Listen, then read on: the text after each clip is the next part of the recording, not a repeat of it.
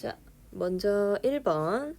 자, 우리가 전기력에 대해서 이야기를 할 때 전기력이라 함은 전하 사이에 작용하는 힘으로서 인력과 청력 이렇게 두 가지 종류로 나뉠 수 있죠. 그리고 우리가 이 전기력의 크기를 나타낼 때에는 어떠한 요건들이 있었어야 했나요? 그렇죠. 전하량이라는 게 있었어야 했고요. 어떤 두 점전하 사이에서 작용하는 힘을 표시를 할 거니까 이렇게 두 가지 전하를 표시할게요. 그리고 또 한 가지, 전기력의 크기는 뭐에 영향을 받죠? 그렇죠. 얘네가 얼마만큼 떨어져 있는지에 대한 R값에도 물론 영향을 받는다라고 이야기를 했습니다. 따라서 구체적인 전기력의 크기를 우리가 식으로 나타낸다라고 한다면 먼저 이 두 점전하의 전하량에 비례하는 값으로 전기력이 표시가 되고요. 그리고 이 두 점전하 사이에 작용하는 거리의 제곱에 어떻게 해? 그렇죠. 반비례하는 값을 가질 때 요게 전기력이다 라고 이야기를 했었어요. 기억하시죠? R 아니고요. R의 제곱입니다. 자, 1번과 같은 문제를 이제 보시면요. 먼저 B가 받는 전기력이 0이다 라는 조건 하나를 줬고요. 그 다음 C가 받는 전기력의 방향이 마이너스 X방향이다. 그리고 B는 음전하이다 라는 조건을 줬습니다. 먼저 B가 받는 전기력이 0이라는 조건을 한번 활용해 볼게요.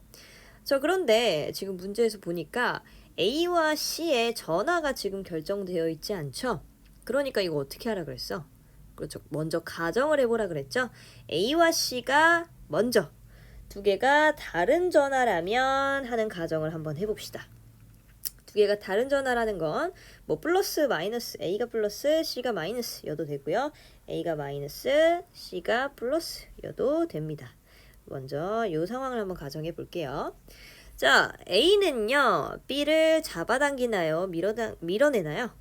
그렇죠. A는 B를 지금 잡아당길 겁니다. 왜? 플러스니까. 그 다음 C는요, B를 잡아당기나요? 밀어내나요?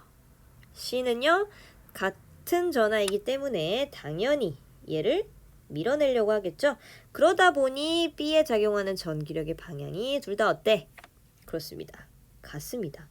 이 경우 B가 받는 전기력이 0이 될 수 있나요? 없죠? 자, 똑같이 A가 마이너스일 때에도 상황에도 똑같습니다. B가 마이너스이기 때문에 A는 B를 이렇게 밀어낼 거예요. 마찬가지로 C는 B랑 다른 전하이기 때문에 B를 잡아당길 겁니다. 그러다 보니 오른쪽으로 힘이 작용하게 되겠죠? 그러니까 B가 받는 전기력이 0이다 라는 걸 만족시킬 수 있어 없어? 없게 되는 거예요. 싸그리 지우십시오. 자, A와 C가 지금 다른 전하가 아니라는 걸 알아냈습니다. 그렇다면 그렇죠. 같은 전하겠거니 하고 또 한번 가정을 해보는 거죠. A와 C는 같은 전하여야 B가 받는 전기력이 0이 될 겁니다. 자, 먼저 A가 플러스, C가 플러스 1대의 상황을 한번 볼게요. A는 B랑 지금 다른 전하이기 때문에 B를 잡아당기나요? 밀어내나요? 그렇죠. 잡아당기겠죠? 잡아당길 겁니다. C는 B를 잡아당기나요? 밀어내나요? 그렇죠. C도 B를 잡아당길 겁니다. 얘가 A에 관한 힘이고요. 얘가 C에 관한 힘이에요. 이때 B가 받는 전기력이 0이려면 A가 주는 힘이랑 C가 주는 힘이 어땠다는 거야? 그렇죠. 같았다는 거죠. 이로써 식 하나를 먼저 만들어낼 수 있습니다. 먼저 첫 번째 식. 자, 우리가 일단 전기력에 대해서 이야기를 했을 때 전기력을 이런 식으로 표현을 하긴 하지만 요 Q1의 입장에서 보았을 때 Q1에게 작용하는 힘, 즉 뭐 인력이든 청력이든 지금 상태에서는 인력이라고 한번 가정해 볼게요. 인력일 때 이 인력의 크기는 Q1에게 작용을 하기 때문에 요 Q2의 전하량과 그렇죠. 얼마만큼 떨어져 있느냐에 대한 이 거리에 반비례하는 값으로 즉 상수랑 다 떼고 이걸로만 우리가 표현을 하는 방법을 쭉 해왔었죠. 그렇기 때문에 B에 작용하는 전기력의 힘도 똑같이 간단하게만 표현을 해볼게요. 자, 먼저 B에 작용하는 A의 힘이기 때문에 A의 힘은 QA에 일단 비례를 할 거고요. 얘랑 얘랑 떨어진 거리 얼마만큼? 2D만큼이네요. 그러니까 4D의 제곱만큼 제곱 값으로 표현을 해줘서 요만큼이 지금 B에게 작용하는 A의 힘입니다. 그 다음 C가 작용하는 B의 힘. 뭐래? B에 작용하는 C의 힘. 다시 볼게요. B에 작용하는 C의 힘은요. 마찬가지로 C의 전하량에 비례하고요. 얘랑 떨어진 거리. 그렇죠. D에 반비례를 하겠죠. 그러니까 D의 제곱으로 표현을 해주면 첫 번째 식 나올 수 있게 됩니다. 이 첫 번째 식 한번 볼게요. 됐어? 자, 이 첫 번째 식으로부터 일단 QA와 QC에 대한 전하량 값을 알아낼 수 있어요. QA는요. D제곱 다 떼고 보니까 지금 QC의 4배이다 라는 식 하나가 나왔습니다. 이게 첫 번째 식이에요. 하지만 주의해야 될 게 아직 우리는 A랑 C가 둘 다 플러스라는 상황을 가정하고 있기 때문에 두 번째 조건을 활용을 해야만 얘네가 플러스인지 마이너스인지를 확인할 수 있게 돼요. 물론 전하량 값은 뭐 플러스이든 마이너스이든 둘 다 같은 전하를 가진다고 했으니까 4배만큼 차이가 나는 건 달라지지 않겠죠. 자, 그럼 두 번째 조건을 한번 활용해 봅시다. 두 번째 조건은요. C가 받는 전기력의 방향이 마이너스 X 방향이다 라는 사실을 통해 A랑 C가 플러스인지 마이너스인지가 결정이 될 거예요. 결론부터 말씀드린 겁니다. 자, 한번 해봅시다. 자, C가 받는 전기력의 방향은 마이너스 X 방향이다. 먼저 A랑 C가 둘 다 플러스일 때 한번 봅시다.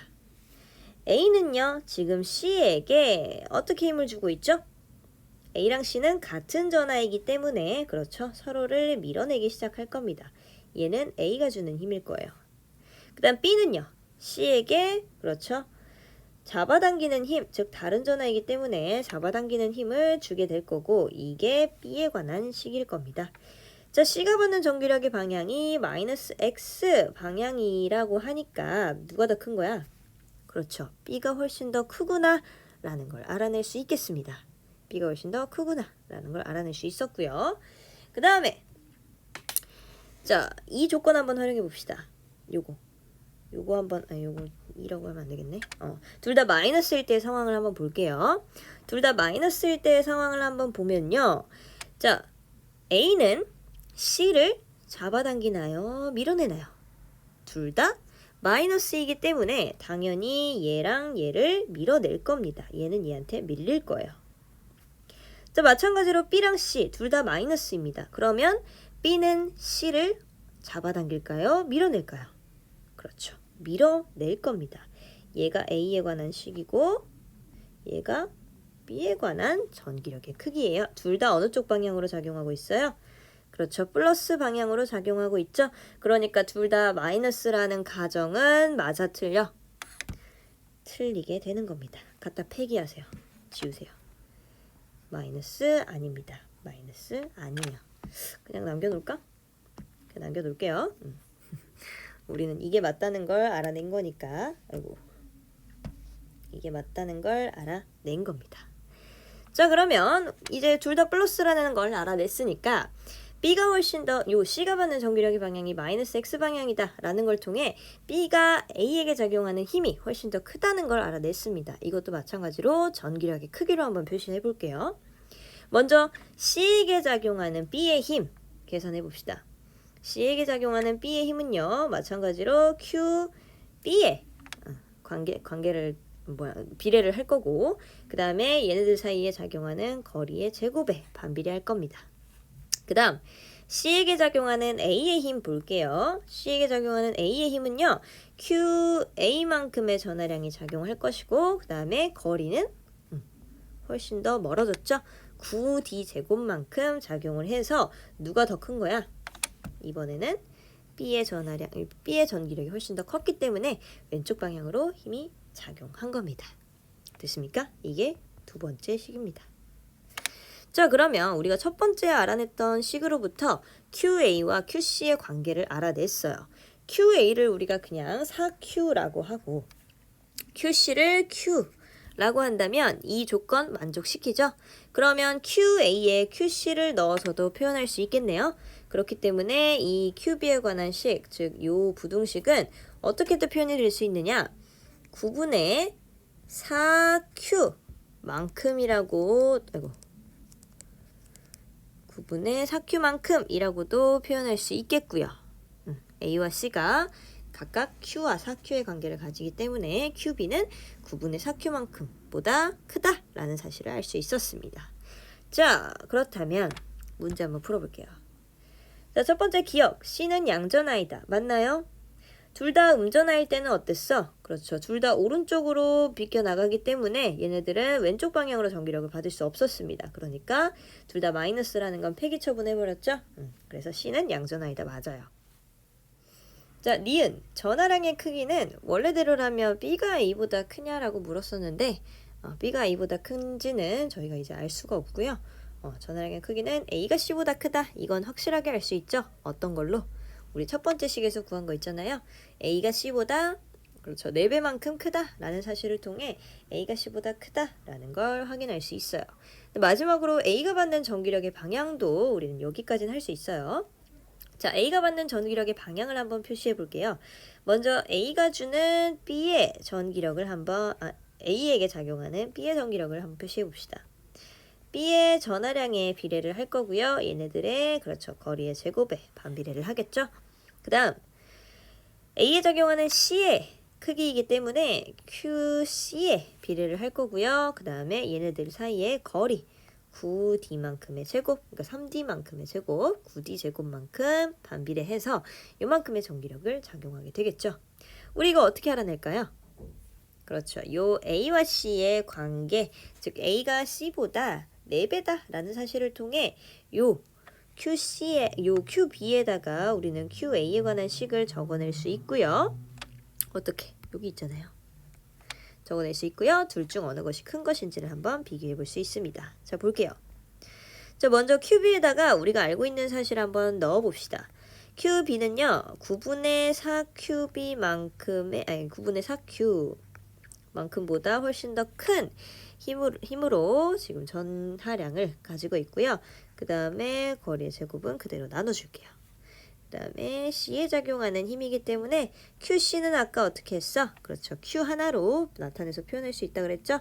그 다음에 아래 9D의 제곱은 변함이 없네요. 자, 이 상태에서 한번 약분해서 표현해 봅시다. 자, 4 약분시키고요. 약분시키게 되면 얘는 어떻게 변해? 그렇죠. 9만큼 내려와서 잠깐만요.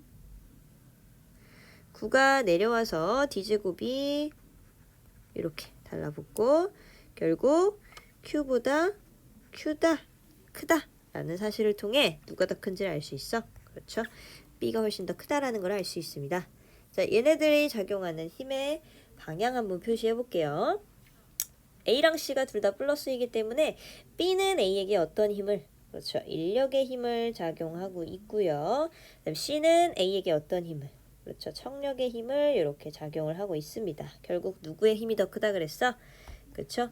B의 힘이 C의 힘보다 훨씬 크다라고 했으니까 얘는 어디로 밀려? 그렇죠. 플러스 X 방향으로 밀리기 때문에 답은 몇 번? 3번이다 라는 사실 알 수 있었습니다. 이렇게 1번 마무리할게요. 자, 그 다음 2번. 그림 가는 보호의 수소 원자 모형에서 양자수 n에 따른 에너지 준위의 일부와 전자의 전위에서 방출되는 빛 AB를 나타낸 것이다 라고 되어 있네요. 자, 먼저 우리가 보호의 원자 모형에 대해서 다시 한번 이야기를 해보자면 보호의 원자 모형은 어떤 식으로 그려질 수 있죠? 그렇죠. 원자핵 생략할게요. 원자핵을 생략한 상태에서 전자가 있는 요 궤도만을 나타낼 때 이런 식으로 그려질 수 있는 게 보호의 원자 모형이 되었고요. 그리고 각 전자들은 에너지를 연속적으로 가져, 불연속적으로 가져? 불연속적으로 가진다라는 게 핵심이었고 그 불연속적으로 가지는 에너지들이 뭐에 비례해? 요 에너지 준위라는 n에 비례를 하기 때문에 요 n에 대해서 즉 n값이 같은 전자들은 전부 에너지 값이 같은 양만큼 가지고 있다라는 뜻이고 어떤 특별한 자극이 없으면 항상 이 궤도만을 맴돈다라는 게 보호의 원자 모형에서의 가정이었어요. 됐나요? 자, 이 상태에서 전자들은요. 에너지가 들어오고 나감에 따라 전이를 할 수 있다고 했어? 없다고 했어? 그러니까 결국 N은 2에서 존재하는 요 전자가 에너지를 받으면 더 높은 에너지 상태로 갈 수 있으니까 전이할 수 있어 없어? 전이할 수 있고요. 또는 본인이 가지고 있는 에너지 중 일부를 내놓으면, 즉 N은 2에서 N은 1만큼, N은 1만큼의 에너지까지 에너지를 전부 내놓으면, 그렇죠, N은 1인 상태로 내려갈 수 있겠죠. 이걸 전이라고 부릅니다. 왔다 갔다 할 수 있는 상태. 즉 보호의 원자 모형에서는 전이를 할 수 있어 없어? 전이를 할 수 있다 라는 게 핵심이었고요. 이 전이는 에너지의 방출 혹은 흡수를 통해 일어날 수 있다라고 이야기를 했었습니다. 됐죠? 그 다음 두 번째는 이 방출하고 흡수하는 에너지는 어떠한 형태로? 빛의 형태로 주로 주어지고, 이 빛은 뭐에? 빛이라는 건 뭐에? 파장과 진동수를 가지는 값이라서 이 에너지는 뭐에 비례하는 값으로 우리가 표현할 수 있다고 했나요? 그렇죠. 진동수에 비례하는 값으로 에너지를 나타낼 수 있다라고 했습니다. 됐나요? 추가적으로 우리가 아직 파동에 대해서 이야기를 안 했지만 속력에 대해서만 언급을 하자면, 빛의 속력은 요 빛의 파장과 그리고 진동수에 비례를 하기 때문에 이러한 식으로도 나타낼 수 있는 거고요. 진동수가 만약에 큰 빛을 낸다면 당연히 파장이 짧은 빛을 낸다라는 걸 알 수 있게 되겠죠. 여기까지가 보호의 원자 모형에서의 핵심입니다. 자, 그 다음 추가적으로 어디에서 떨어지건 간에, 자, 수소 원자를 기준으로 어디에서 떨어지건 간에 무조건 N이 1인 상태로 도착을 하는 친구들을 우리가 무슨 계열이라고 불렀으며 어떠한 영역으로 어떠한 영역의 빛을 내는 친구들이라고 했었나요? N은 1로 떨어지는 친구들을, 그렇죠, 라이먼 계열이라고 불렀었고요. 이때 떨어지는 영역의 빛들은 전부 자외선 영역의 빛을 내는 친구들이다 라고 이야기를 했었고요. 조금 빨간색으로 표현할까요?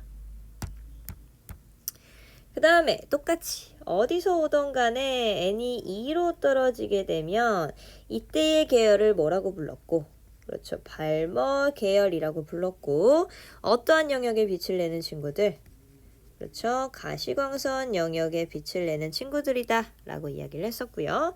마지막으로 어디에서 오건 간에 N은 3으로 떨어지는 친구들은 어떤 계열?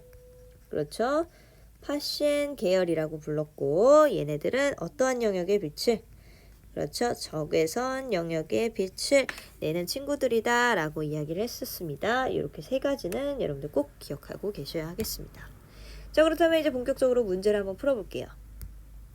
자, 먼저 그림 나는 수소 원자가 어디로, N은 2인 상태로 떨어지는 빛들을 전부 나타낸 스펙트럼이다 라고 되어 있습니다. 어디로 떨어져?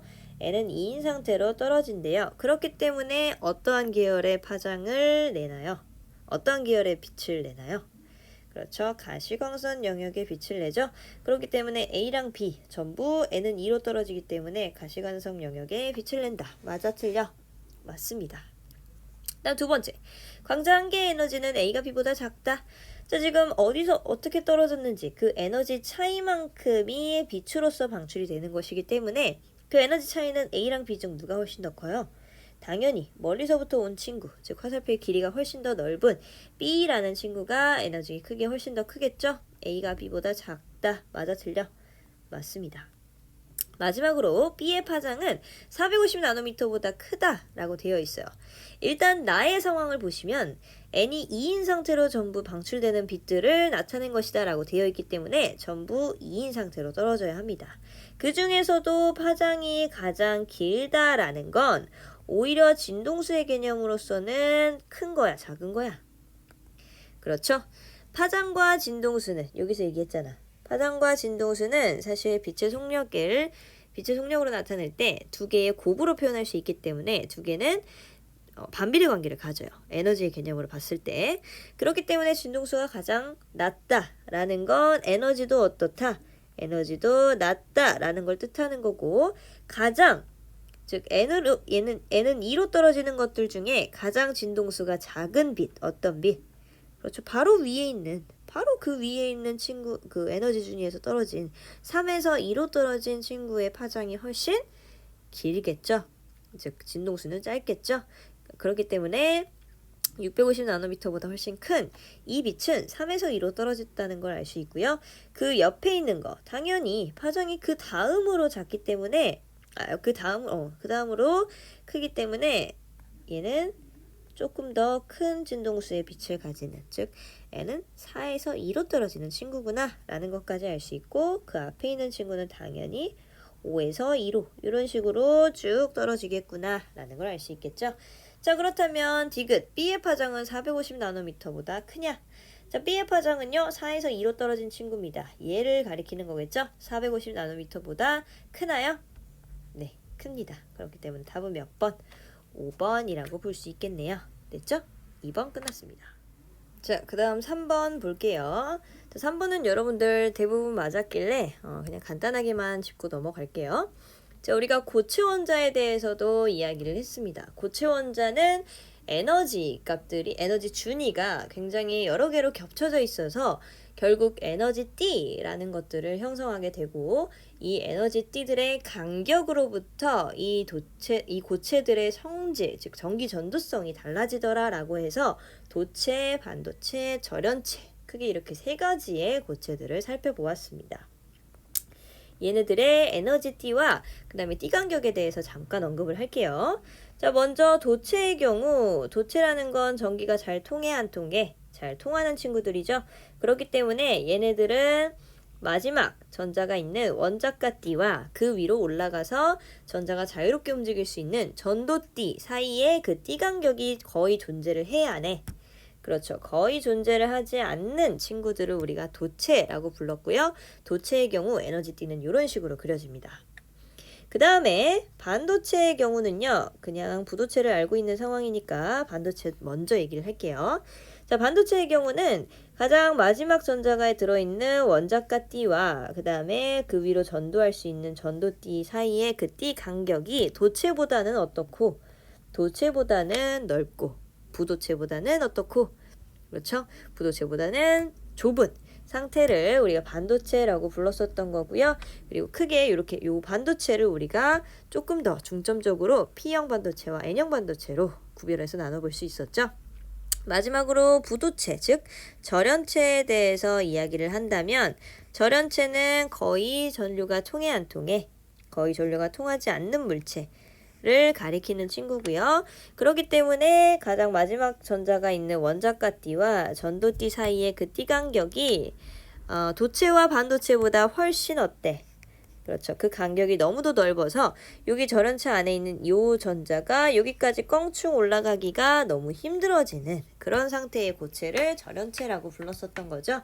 그렇기 때문에 아무런 조건을 바꿔주지 않았을 때 절연체는 거의 전기가 통하지 않습니다. 그러나 이 상황에서 도체, 반도체, 절연체에게 온도를 조금만 높여주는 실험을 진행한다면, 자, 도체의 경우 온도를 높여주었을 때 얘네들은 전기전도성이 어떻게 되나요? 전기전도성은요, 얘네들은 신기하게도요, 원래대로라면, 원래 온도를 높이지 않은 상태였다면 오히려 전류가 잘 흘렀었는데, 온도를 높여줌에 따라 전기전도성이 확 어떻게 돼? 확 줄어드는 효과를 가지게 된다라고 이야기를 했습니다. 왜? 각각의 전자들이 서로 충돌하는 횟수가 많아져. 그러다 보면 저항이 어때요? 저항이 커지게 되겠죠? 그 저항이 커지는 그런 현상으로 인해서 전기전도성이 오히려 온도가 낮을 때보다, 낮다기보다는 온도를 높여주지 않았을 때보다 훨씬 더 떨어지는 효과를 가진다라는 게 도체의 특성이었고요.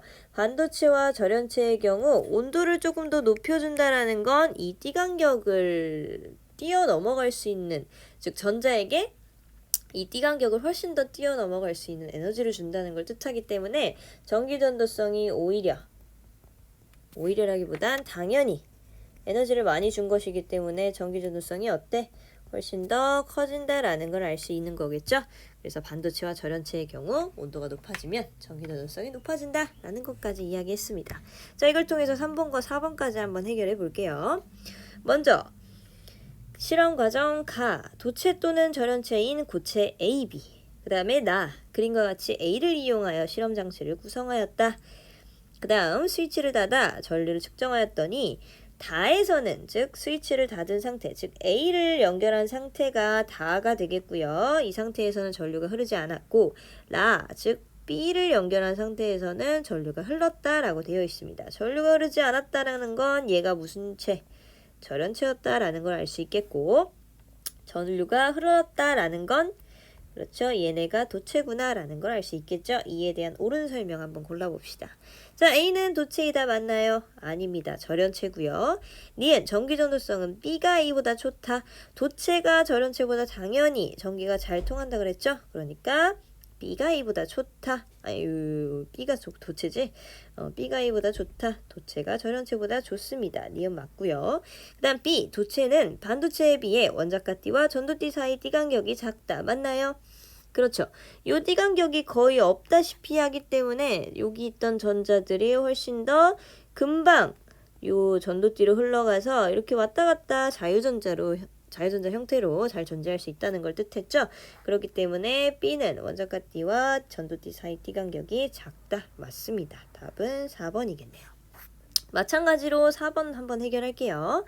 자, 그림은 온도 T0에서 에너지띠의 구조, 반도체 A의 에너지띠 구조입니다. 이거 이제 여러분들 다 맞았기 때문에 그냥 잠깐 언급할게요. 자, 먼저 기억. 원자가띠에 있는 전자의 에너지 준위는 모두 같다. 자, 요 안에 들어있는 전자들의 에너지 준위는 모두 같다라고 했나요? 아닙니다. 당연히 요 높이 있는 친구들이 왜냐? 높이 올라갈수록 에너지 준위는 높아지기 때문에 높이 있는 친구들이 에너지가 훨씬 더 크다라고 이야기를 할 수 있겠죠? 그러니까 모두가 다 틀렸고요. T0보다 커지면, 즉 온도가 커지면 저항이 커져 전기 전도성이 작아진다. 이건 누구에 대한 설명이야? 그렇죠. 도체에 대한 설명입니다. 그렇기 때문에 반도체 A에 대한 설명이 맞아 틀려? 아닌 거겠죠? 니은 틀렸어요. 그 다음 도체는 A보다 전기 전도성이 좋다. 맞나요? 아닙니다. 도체는 A보다 도체는 반도체보다 전기 전도성이 훨씬 좋다고 볼 수 있어요. 왜냐? 요 띠 간격이 거의 없기 때문에 자유전자가 훨씬 더 빠르게 이동할 수 있고 반도체의 경우 요만한 에너지, 즉 요 띠 간격에 해당하는 에너지만큼 주어야만 뛰어 올라갈 수 있기 때문에 당연히 도체, 반도체, 절연체 순으로 전기 전도성이 크다 라는 걸 알 수 있다라고 이야기를 했습니다. 요거에 대해서는 여러분들 다 이해하고 계시죠? 요건 다 알고 계셔야 되는 겁니다. 4번 마무리 할게요. 자, 그 다음 5번 볼게요. 5번은요. 동일한 전지, 동일한 전구 P와 Q, 그 다음 전기소자 X, Y를 이용하여 구성한 회로를 나타낸 것이고 표는 스위치를 연결하는 위치에 따라 PQ가 켜지는지 나타낸 것이다. X랑 Y는 저항 또는 다이오드이다 라고 되어 있네요. 자, 먼저 지금 실험 과정 보시면 스위치를 A에 연결할 때와 B를 연결할 때 P랑 Q가 지금 전구가 켜지는지 안 켜지는지를 요 옆에 있는 표를 통해 한번 나타냈대요. 자, 스위치는요. 지금 이렇게 플러스가 위로 아래가 마이너스로 연결한 상황과 B 플러스가 아래로 마이너스가 위로 연결한 상황의 경우를 이렇게 나타낸 거고 P의 경우 A랑 B의 위치 모두 연결했을 때 전구가 둘 다 켜진다라는 걸 뜻한 거고요. Q는 A한테서는 전구가 켜졌는데 B에서는 전구가 켜지지 않았다라는 걸 이렇게 나타낸 거겠죠. 이로써 P와 Q에 연결된 X와 Y가 저항인지 다이오드인지 우리가 알 수 있습니다. 어떻게? 우리는 다이오드의 특성을 알고 있으니까요. 자, 다이오드는요. 다이오드라고 다이오드라 함은 우리가 일전에 배웠었던 P형 반도체와 N형 반도체 두 개를 이렇게 합쳐놓은 상태, 즉 PN 접합 다이오드를 주로 이야기를 한다 그랬죠. 그래서 다이오드는 PN 접합 다이오드만을 이야기할 겁니다. 그리고 이 다이오드를 붙여 놓았을 때, 즉 회로에 연결해 놓았을 때 전류가 흐를 때가 있고 안 흐를 때가 있다라고 했었어. 어떠할 때가 흐른 때였고 어떠할 때가 안 흐른 때였나요? 그렇죠. P형 반도체와 N형 반도체가 순방향으로 연결되어 있을 때는 전류가 당연히 흐르지만 역방향으로 연결되어 있는 이 상태에서는 전류가 흘러 안 흘러? 안 흐른다라고 했습니다. 그리고 순방향과 역방향은 우리가 어떻게 구별한다 그랬지?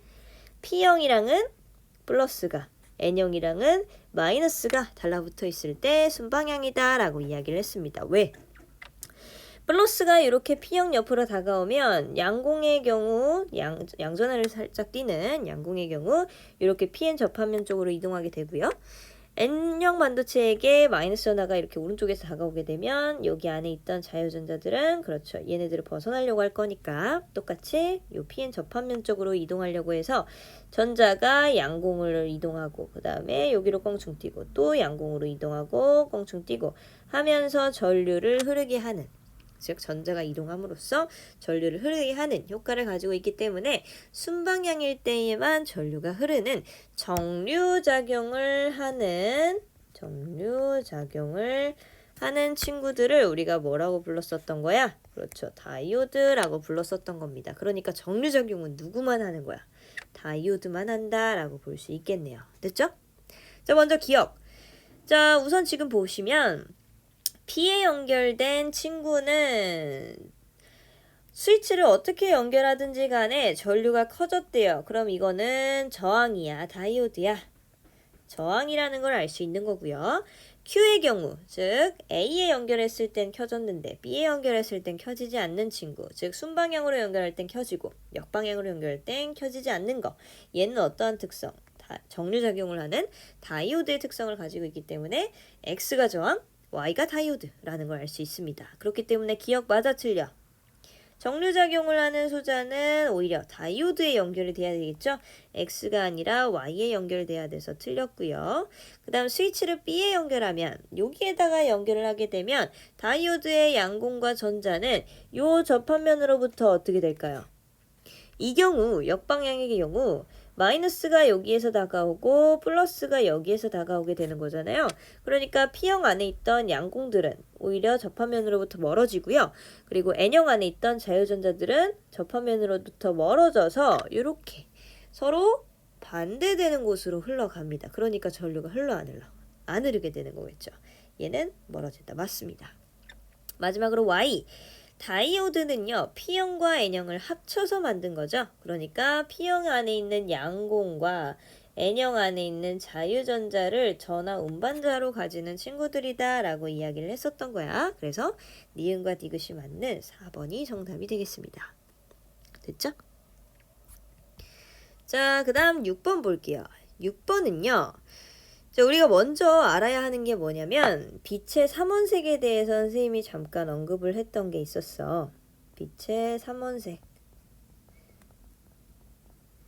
우리가 물감과 다르게 빛은 세 가지 기본적인 색깔들로만으로도 우리가 충분히 모든 색깔을 표현할 수 있다라고 이야기를 했었고 그 삼원색은 R, 레드, 그 다음에 그린, G, 그 다음에 블루, B로 표현된다 해서 RGB 이렇게 세 가지는 꼭 기억하라고 했었죠.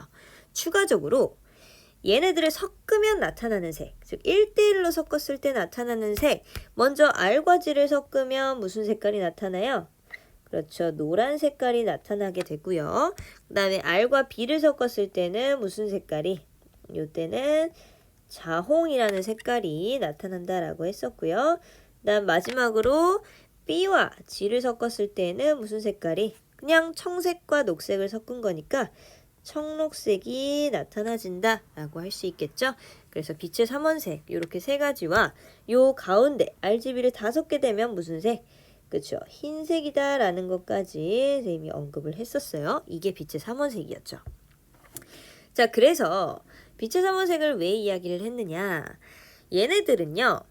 발광 다이오드, 즉 빛을 내는 다이오드의 세 가지 색깔로 활용되어 TV 또는 모니터 이런 것들에 박혀있는 친구들이 이 LED라고 하는 발광 다이오드입니다.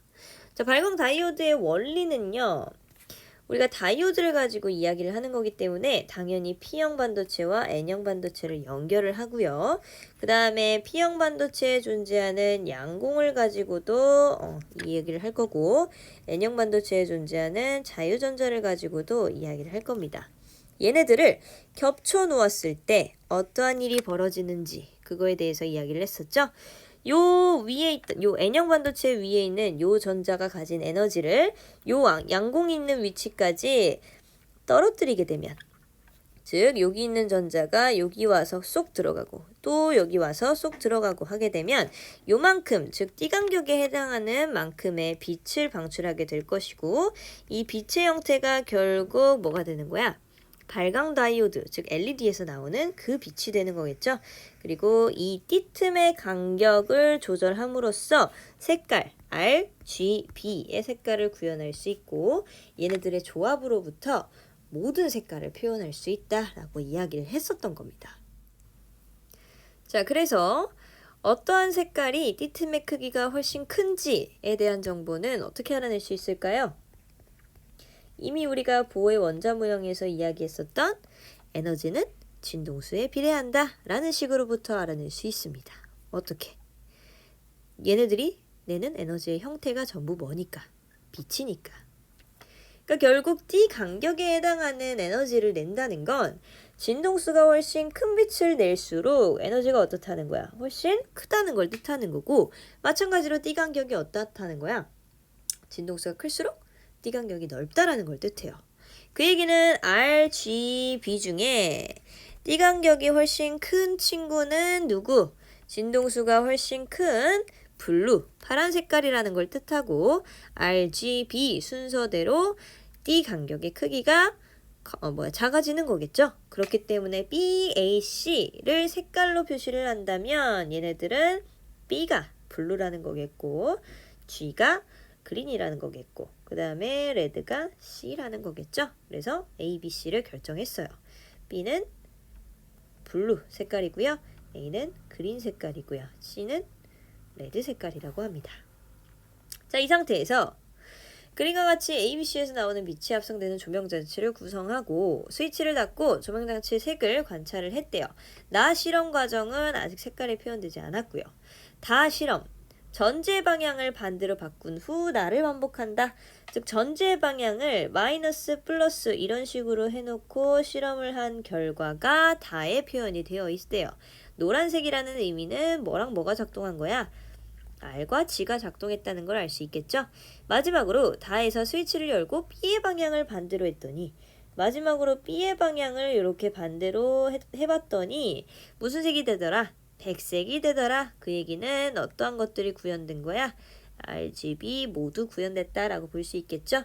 그렇기 때문에 얘네들이 어떠한 반도체인지까지도 알아낼 수 있어요. 먼저 라인 실험 볼게요. 자, 라인 실험을 보시면요. 여기가 N, 즉 마이너스, 얘가 플러스라고 할 때 RGB가 다 켜졌대요. 그 얘기 무슨 뜻이야? 얘가 P형, 얘가 P형, 얘가 P형이라는 소리겠죠? 그러니까 X는 무슨 형? P형이라는 거 알아냈습니다. 니은? 맞아요. 그 다음에 기억도 한번 해결해 볼게요. 기억. C는 빨간 빛을 내는 반도체이다. 맞나요? 아까 우리 D간격에 대한 이야기하면서 요 띠틈의 크기까지도 이야기했죠? 그러니까 기억도 맞는 설명입니다. 마지막으로 기억. 얘는 파란색이냐 물어봤어. 자, 기억의 상황은 어떤 상황이냐면요. 얘도 바꾸지 않은 상태, 얘도 바꾸지 않은 상태. 즉 여기가 아예 싸그리 지워진 상태라고 볼 수 있겠고 그 다음에 X가 P형일 때 이 상황입니다. 자, 이 상태에서 지금 순방향인 것만 골라보자면 여기가 플러스고 여기가 마이너스니까 여기가 플러스 여기가 마이너스일 때 작동하는 거 누구? B만이 지금 순방향이라고 볼 수 있는 거겠고 나의 경우 그러면 G랑 R은 켜져 안 켜져? 안 켜진다는 걸 알 수 있고 여기에서는 뭐만 켜져? B만, 즉 블루 색깔만 켜진다는 걸 알 수 있습니다. 따라서 기억은 맞아요. 답은 5번이죠. 자, 그럼 7번 넘어갈게요. 7번 내용은요. 전류에 의한 자기장에 대한 내용이어서 우리 전류에 의한 자기장 총 3가지 도선에 대해 한번 정리해보고 넘어가 보도록 합시다. 자, 먼저 우리는 직선 도선에 흐르는 전류에 의한 자기장, 그리고 원형 도선에 흐르는 전류에 의한 자기장, 그 다음에 솔레노이드, 즉 코일에 흐르는 전류에 의한 자기장, 이렇게 3가지 도선들을 살펴봤었죠. 자, 일단 기본적으로 전류에 의해 자기가 유도된다는 건 3가지 다 공통점이에요. 그리고 그 방향을 무슨 손으로 결정한다? 그 자기장의 방향을 오른손으로 결정한다 라는 건 3가지 도선이 모두 공통점입니다. 그리고 각각의 세기들을 조금 이따 한번 표시해 볼게요. 먼저 직선도선의 경우 전류가 흐르는 방향을 우리가 알 때 그 자기장의 방향은 오른손으로부터 알아낼 수 있고 엄지를 전류로 네 손가락을 자기장으로 표시를 한다면 자기장은 이렇게 감아쥐는 방향으로 형성되어서 전류에 의한 자기장의 방향까지 결정할 수 있었습니다. 그리고 이 자기장의 세기는 직선도선의 경우 어떠한 식으로 표현됐었죠? 전류에 비례하고 떨어진 거리만큼의 반비례하는 이러한 값으로 나타내진다라는 게 직선도선에서의 전류에 의한 자기장이었죠. 그 다음 원형도선은요. 원형도선은 도선이 이렇게 있을 때 전류가 흐르는 방향이 이렇게 라고 한다면 전류가 흐르는 방향을 엄지로 그 다음에 네 손가락을 자기장의 방향으로 표시를 한다 라고 한다면 전부 안쪽으로 들어가는 방향으로 형성되기 때문에 자기장의 방향 안쪽으로 들어가는 방향이라고 알 수 있었고요. 추가로 네 손가락을 전류의 방향이라고 한다고 해도 자기장의 방향이 전부 안쪽으로 어때? 들어가는 방향 쪽으로 형성되어서 어떻게 하든지 간에 전류의 방향과 자기장의 방향은 오른손으로 전부 표현할 수 있다라는 거였습니다. 이 원형도선에 의한 자기장의 세기도 마찬가지로 직선도선과 일치하게 요 전류 I에 비례하는 양으로 표현되고요. 그 다음에 거리에 반비례하는 양으로 표현되죠. 그래서 원형도선에 의한 자기장의 세기는 이렇게 표현됩니다. 마지막으로 솔레노이드라는 도선은 이런 방식으로 존재하는 도선이기 때문에 전류가 어떻게 흐르는지에 따라 자기장의 세기를 이번에는 직선도선과 원형도선과는 반대로 전류의 방향을 네 손가락으로 감아쥐어서 자기장을 한번 표시해 보도록 할게요. 전류의 방향은요, 이 바깥쪽에서 전부 이렇게 위로 올라 솟아가는 방향이라고 한다면 자기장의 방향은 전부 어때? 이쪽 방향이라고 볼 수 있겠죠? 즉 엄지의 방향. 그리고 엄지 손끝 요 화살표 머리 쪽이 전부 무슨 극? N극이라는 사실을 알 수 있기 때문에 전류에 의한 자기장의 방향까지도 우리 결정할 수 있었던 거고요. 자기장의 세기는 이번에는 전류에 비례하는 건 맞아. 근데 거리가 아니라 이번에는 단위 길이당 가문수에 비례한다. 라는 사실을 통해 솔레노이드에서의 자기장의 세기는 이렇게 표현된다라고 볼 수 있겠죠. 요게 우리가 알고 있는 모든 도선에서의 전류에 의한 자기장의 방향 그리고 세기에 대한 내용이었습니다. 됐죠? 자, 그러면 7번 문제로 본격적으로 넘어와서 자, 일단 7번 문제는요. 문제를 한번 여러분들이 봤던 문제이기 때문에 그냥 간단하게 한번 짚고 넘어갈게요. 자, P에 흐르는 전류의 세기가 0일 때 지금 일단 기본적으로는 Q에 전류가 흐르고 있습니다. 따라서 O점에서 이 Q에 의한 자기장의 세기가 항상 흐르고 있겠죠. 그 상태에서 P에 흐르는 전류가 없을 때의 경우 O에서 PQ에 흐르는 전류에 의한 자기장의 세기가 D0이다 라는 사실을 준 거예요. 그렇다면 우리가 Q에 의한 자기장이 O점에서 어떤 식으로 어떠한 방향으로 그리고 어떠한 세기로 작용하고 있는지 한번 표시해 보도록 합시다. 자, Q는 아래쪽 방향으로 전류가 흐르고 있기 때문에 O점에서 결국 이렇게 이 종이를 뚫고 들어가는 방향 쪽으로 자기장이 형성될 거고요. 이 자기장의 세기는 전류에 비례하고 요 거리, 여기를 D라고 할까요? D 그리고 D라고 할게요. 이 D만큼의 거리를 가지고 들어가는 쪽으로 세기가 흐르고 있겠죠. 따라서 요 B0의 크기는 I를 ED만큼으로 나눠준 거라고 볼 수 있겠습니다. 그 다음에 두 번째 상황.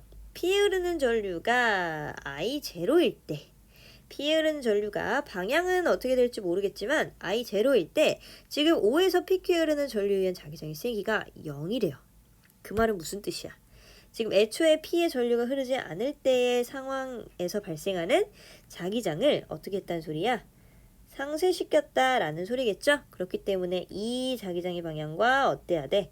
반대 방향으로 가져야 하고요. 그 크기도 마찬가지로 완벽하게 어때야 돼? 같은 자기장을 주었을 때 전류에 의한 자기장의 세기가 0이 될 수 있는 겁니다. 이때 P에 흐르는 전류는 I래요. 그러면 어떠한 방향으로 흐르는지까지 알아낼 수 있겠죠.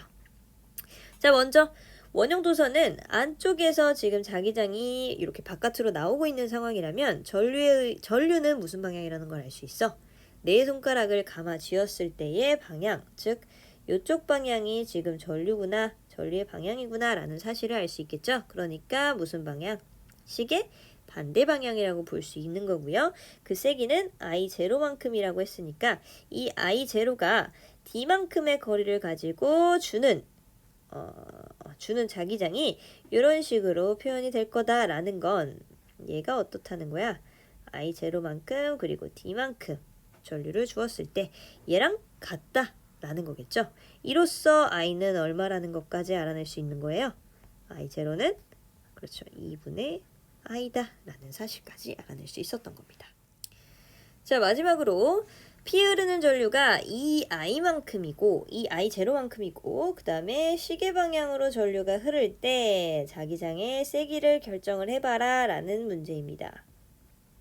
자, 일단 시계 방향으로 전류가 흐른다라는 건 요 5점에서는 어떠한 방향으로 자기장이 형성됐다는 거예요? 그렇죠. 들어가는 방향 쪽으로 자기장이 형성됐다라는 걸 뜻하는 거고요.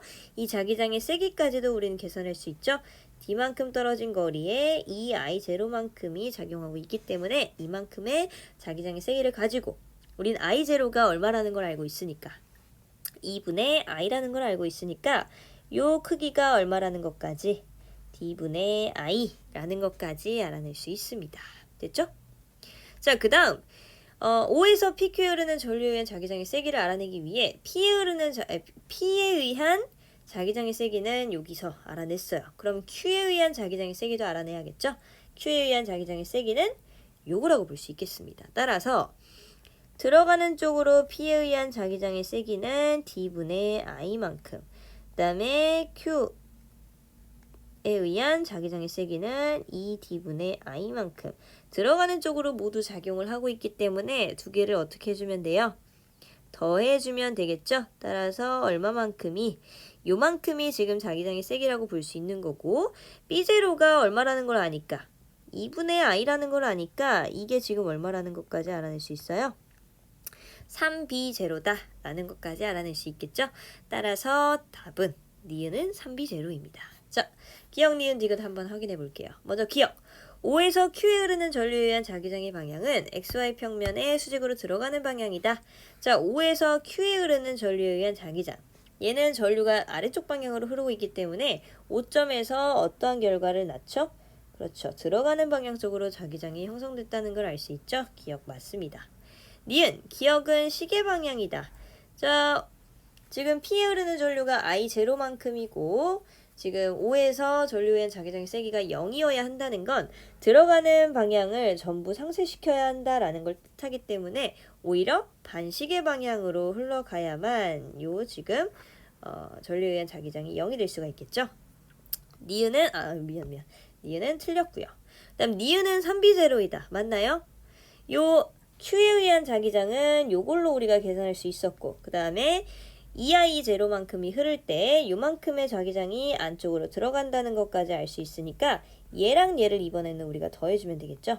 그래서 두 개는 둘 다 들어가는 방향 쪽으로 흘러가니까 두 개를 더한 값, 즉 얘가 지금 자기장의 세기라는 걸 알 수 있겠고 B0가 2D분의 I라는 사실을 통해 얘가 3B0라는 것까지 알아낼 수 있습니다. 디귿도 맞아요.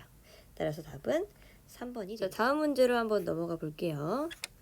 자, 8번 문제는요. 앞서 이야기했던 전류에 의한 자기장이라는 개념은 같은 상태로 직선도선이 세 가지 ABC에 의한 직선도선이 표현되어 있다라는 것만 좀 다른 겁니다.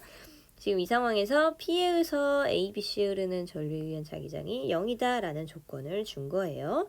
자, 먼저 여기가 이제 이 자기장의 세기가 0이 될 수 있으려면 각각 P에 작용하는 자기장의 방향이 어떤 방향으로 형성되어 있는지를 봐야겠죠. 그래서 A에 의한 자기장부터 한번 볼게요. 자, A는 전류가 위쪽 방향으로 흐르고 있으니까 엄지를 위로 올려서 자기장이 P쪽 방향에선 어떻게 형성되었다는 걸 알 수 있죠. 들어가는 쪽으로 형성되었다라는 걸 알 수 있고요. 그 자기장의 세기는 전류에 비례하고 길이에 반비례하는 값으로 나타낸다라는 것까지 표시해봤습니다. 그 다음에 B는요. B는 아래쪽 방향으로 전류가 흐르고 있기 때문에 얘는 P점에서 자기장이 어떻게 형성돼요? 그렇죠. 이번에도 마찬가지로 들어가는 방향 쪽으로 자기장이 형성되고요. 그 크기는 마찬가지로 I만큼이 그리고 거리 D만큼이 나눠져서 요만큼의 자기장의 세기가 결정된다라는 걸 알 수 있습니다. 자, 그럼 이 상황에서 P에서 자기장의 세기가 0이 되려면 C는 일단 방향이 어느 쪽 방향이 되어야 하고 나오는 쪽 방향이 되어야 하고 그 크기는 어때야 하고 요 두 개를 더한 값으로 표현이 되겠구나 라는 사실을 알 수 있겠죠. 따라서 D분의 2i만큼이 지금 작용해야 한다라는 것까지 알아낼 수 있어요. 나오는 쪽으로 자기장이 형성이 되려면 C에 흐르는 전류의 방향은 어느 쪽이라는 걸 위쪽 방향이라는 걸 알 수 있겠고 그 세기가 얘네들보다 이 A랑 B보다 훨씬 더 커야 하기 때문에 거리가 훨씬 더 큰 C가 D분의 2i만큼이 작용한다라는 건 요 A랑 B의 전류의 세기보다 훨씬 더 어떻다는 거야? 훨씬 더 큰 전류를 줬다는 거고 그 전류에 의한 자기장이 이렇게 D분의 2i만큼으로 표시가 됐다라는 것까지 우린 알 수 있습니다. 이 사실을 통해 기억, 니은 한번 해결해 볼게요. 자, 기억. C에 흐르는 전류의 방향은 당연히 플러스 Y 방향이어야 합니다. 왜? P에서 지금 전류에 의한 자기장이 0이 되려면 A랑 B를 전부 상쇄시킬 수 있는 자기장이 형성되어야겠죠? 따라서 자기장의 방향이 위로 나올 수 있으려면 전류는 위쪽 방향이어야 하겠고요. 이 전류의 세기는 I보다 작아야 할까요? 아니죠. 오히려 훨씬 더 D보다 훨씬 큰 거리만큼이 작용을 해서 D분의 2i만큼이 작용이 되려면 당연히 i보다도 훨씬 큰 전류가 작용을 했다라는 걸 알 수 있겠죠. 따라서 i보다 큽니다. 니은은 틀렸고요. 디귿 Q에서 ABC에 흐르는 전류에 의한 자기장. 여기는 이제 새롭게 표시를 해봐야겠죠. 먼저 A에 의한 자기장부터 표시해 봅시다. A에 의한 자기장은 Q점에서 이렇게 들어가는 방향 쪽으로 표시가 되고요. 그 크기는 요렇게가 ED고 ED에서 조금 더 가는 결국 ED보다 훨씬 큰 값의 거리로 I만큼이 작용하고 있다는 걸 이렇게 표시를 해봤어요. 그 다음에 B에 의한 자기장은 Q에서 어떻게 형성되죠? Q는 아래쪽 방향으로 흘러가고 있기 때문에 자기장은 이렇게 나오는 쪽이라는 걸 알 수 있겠고 그 크기는 어때? 그 크기는 요만큼의 거리로 B는 여기에서 요만큼의 거리죠. D보다 훨씬 더 작은 만큼의 거리로 I만큼 형성을 시키고 있기 때문에 A랑 B 중에 누가 더 크다는 걸 알아요? 그렇죠. 얘의 크기가 훨씬 더 크다는 걸 그냥 짐작으로도 할 수 있겠죠. 이렇게 표시를 해봤고요. 마지막으로 C가 작용하는 Q에서의 자기장의 방향을 표시한다면 마찬가지로 요만큼 이렇게 방향은 나오는 쪽으로 형성이 되고 그 다음에 그 크기가 D만큼보단 작고 I만큼보다 훨씬 큰 이러한 힘으로 작용하고 있다는 걸 알 수 있겠죠. 따라서 지금 요 세 개를 더한 자기장의 방향은 어떤 방향이겠어요? 당연히 나오는 쪽에 자기장이 훨씬 더 크고 들어가는 쪽에 자기장이 훨씬 작기 때문에 당연히 나오는 쪽으로 자기장이 형성되어야 하겠죠. 따라서 디귿은 맞아 틀려? 틀린 겁니다. 답은 1번이 되겠네요. 자, 그러면 그 다음 문제로 한번 넘어가 볼게요. 자, 우리가 방금까지는 전류에 의한 자기장에 대해서 보았다면 이번에는 자기에 의한 전류, 즉 전자기 유도에 대해서 이야기를 해볼 겁니다. 전자기 유도. 자, 전자기 유도는요. 크게 두 가지 상황만 여러분들 꼭 기억하고 계시면 돼요. 먼저 자기장이 어떻게 가만히 있는 상황? 아니죠. 자기장이 변화하는 상황 속에서 이 변화를 어떻게 하는 이 변화를 방해하는 방향으로 전류는 흐른다라는 게 전자기 유도에서의 핵심이었고요. 이 전자기 유도를 나타내는 식을 여러분들이 정리했었죠. 유도 전류가 흐른다는 건 결국 전력, 유도, 기전력이 생겼다라는 걸 뜻하고 이 유도 기전력은 어떻게 표현된다? 마이너스 코일의 가문수와 그 다음에 델타 파이, 델타 t로 표현이 되어서 요 델타가 의미하는 게 뭐? 변화를 자기장이 변화한다는 걸 뜻하는 거였고요. 요 앞에 마이너스가 형성됐다는 걸 뭐? 변화를 방해하는 방향으로 전류가 유도되었다라는 걸 알 수 있어서 요 식을 여러분들이 꼭 알고 계셔야 자기장이 변화하고 이 변화를 방해하는 방향으로 생겨나는구나 라는 걸 알 수 있고 추가적으로 유도전류를 키우는 방법이 결국 세 가지 방법이 있는데 이 세 가지 방법은 어떠한 항들을 바꿔서 첫 번째는 요 파이 값을 훨씬 더 많이, 즉 센 자석을 활용한다는 거였고, 두 번째는 델타 T를 줄이는 방법, 즉 빠르기를 키우는 방법이었고요. 그 다음에 요 코일의 가문수를 키우는 방법, 이렇게 세 가지 방법이 유도전류의 세기를 키우는 방법에 해당하는 거였죠. 따라서 전자기 유도는 이런 식으로 표현할 수 있겠습니다. 그 다음에 결국 중요한 건 뭐냐면 우리가 자기장을 변화시킨다는 건 무슨 뜻이야? 자석을 이렇게 왔다 갔다 해줘야 된다는 걸 뜻하는 거죠. 그러니까 우리가 에너지의 전환 과정으로 설명을 할 때는 자석 또는 코일을 왔다 갔다 하는 건 어떤 에너지로 설명할 수 있어? 운동 에너지로 설명할 수 있는 거고요. 이 운동 에너지를 통해 뭐가 유도된 거야? 전류가 유도된 거기 때문에 무슨 에너지가 생성됐다는 걸, 전기 에너지가 생성됐다는 걸 뜻하는 거니까 운동하고 있는 에너지의 일부를 전기 에너지로 지금 전환하는 과정이 결국 전자기 유도에서의 핵심이라고 볼 수 있는 거고, 운동하는 물체가 일부 전기 에너지로 바꾸고 또 운동하다가 전기 에너지로 바꾸고 하게 되면 결국 속력이 어떻게 되는 거예요? 줄어드는 상황을 설명할 수 있는 거겠죠? 그거에 대한 실험 과정이 지금 여기에 나와져 있는 겁니다. 즉 그림과 같이 고정되어 있는 동일한 솔레노이드 AB에 중심축에 마찰이 없는 레일이 있고 AB에는 동일한 저항 PQ가 각각 연결되어 있어 빗면을 내려온 자석이 수평 및 레일 위의 점 ABC를 친한다 라고 되어 있습니다. 이에 대한 설명으로 옳은 것은, 자 먼저 이 자석이 지금 A 지점에 완벽하게 내려와 앉아 있을 때 위치 에너지는 존재하나요? 안 하나요?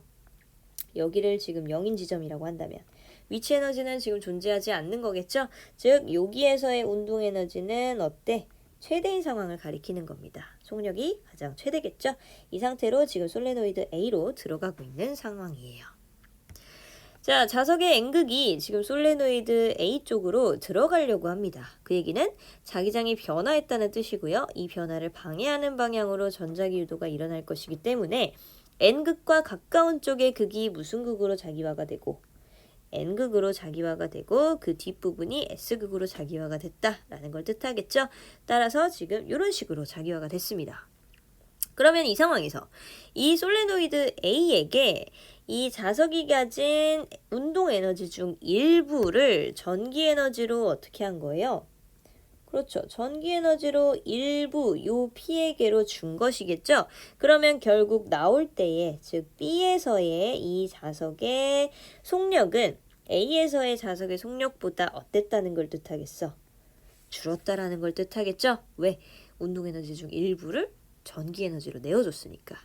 그러니까 지금 B 상황에서는 속력이 살짝 줄어서 다시 이쪽으로 이동할 겁니다.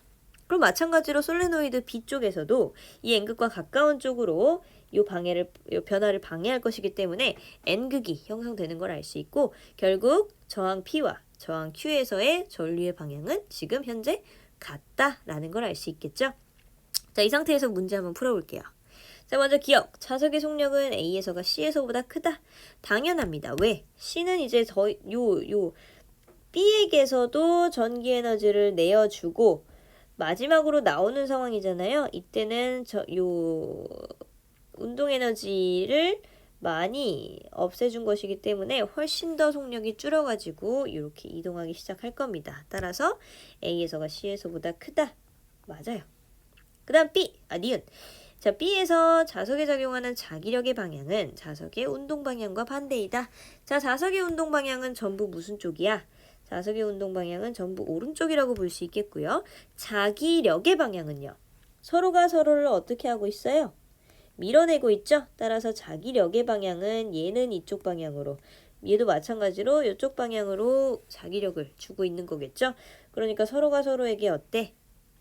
반대 방향으로 작용하고 있습니다. 따라서 반대이다. 맞아요. 그 다음 디귿. P에 흐르는 전류의 최대값은 Q에 흐르는 전류의 최대값보다 크다. 맞나요? 당연하죠. 속도가 훨씬 큰 친구가 P에게로 다가왔고요. Q는 P에게 전기에너지 일부를 내어주고 남은 속력으로 Q 쪽으로 이동을 했을 거기 때문에 아이고 요건 속력이 줄었다는 거지. 남은 속력으로 이동을 했을 거기 때문에 당연히 P에서의 전류가 Q에서의 전류보다 훨씬 큰 겁니다. 답은 5번이 되겠어요. 자, 마지막 문제 10번. 이것도 마찬가지로 전자기 유도예요. 자, 이거는 이제 기억, 니은, 디귿부터 한번 볼게요. 일단 전자기 유도를 활용하는 예시 중에 가장 대표적인 요 무선 충전기에 대한 내용이고요. 이 무선 충전기의 원형 도선을 통과하는 자기선속 요 파이를 시간에 따라 나타낸 것이다 라고 되어 있습니다. 결국 이 파이가 변화하느냐 변화하지 않느냐에 따라서 달라진다 이 말이에요. 자, 먼저 기억. 유도전류의 세기는요. 0초부터 2t0초 사이에 있는 이 시간값에서 일정하냐 물었어. 주의하셔야 될게요. 아까 유도전류의 세기는 어떻다 그랬어? 요 파이 델타 값, 즉 시간에 따라 바뀌는 변화하는 값에 따라서 달라진다 그랬지? 그러면 일정하게 예를 들어 2초에 4만큼 변하고 그 다음에 4초에 그 다음 8만큼 변하고 이런 식으로 일정하게 변화를 하기 시작한다면 결국 유도전류의 세기는 어떻게 되는 거예요? 2로 일정하겠죠. 그 얘기 무슨 뜻이야? 지금 시간값에 따라 일정하게 증가를 한다. 그 다음에 시간값에 따라 일정하게 증가를 한다라는 건 결국 요 유도전류의 세기가 어떻다라는 걸 뜻해. 일정하다라는 걸 뜻하는 거고요. 자기장이 시간에 따라 변화하지 않기 때문에 일정할 수 있는 겁니다. 기억 맞아요. 무슨 말인지 알겠어? 일정하게 요 파이 값이 시간에 따라 변화한다는 건 요 항이 일정하다는 거야. 요 항이 일정하다는 건 결국 나눠줬을 때의 값이 2로 같기 때문에 당연히 유도전류도 일정하다라는 거고요. 그 다음에 유도전류의 세기는요. 요 시간에 따른 요 파이 값의 변화량, 즉 기울기가 어떨수록 가파를수록 변화가 엄청 빠르다는 거잖아. 기울기가 가파를수록 빠르다라는 거고 기울기가 완만할수록 느리다라는 거니까 유도전류의 세기는 당연히 기울기가 가파른 쪽이 완만한 쪽보다 어때? 훨씬 더 많은 전류를 유도시키겠죠? 따라서 T0 요때의 상황이랑 그 다음에 OT0 요때의 상황을 비교해 봤을 때 그 기울기만을 비교했을 때는 T0일 때가 전류의 세기가 훨씬 크구나 라는 사실을 알 수 있고요. 마지막으로 방향입니다. 방향이라는 건 얘는 지금 파이 값이 증가하는 상황을 가리키는 거고 얘는 파이 값이 감소하는 상황을 가리키는 거예요. 그러면 당연히 유도전류의 방향도 어떻겠어요? T0일 때는 증가하고 있으니까 감소시키려는 방향으로 자기장이 형성될 거고 그 다음에 6T0일 때는 감소하고 있으니까 증가하는 방향 쪽으로 자기장이 형성되겠죠? 따라서 유도전류의 방향은 서로 다르다는 걸 알 수 있습니다. 따라서 답은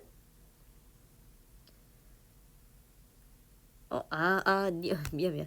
니은이 지금 틀렸네요. 니은이 T0일 때가 OT0일 때보다 작다라고 되어 있으니까 오히려 크다라고 답해야 되고 답은 몇 번?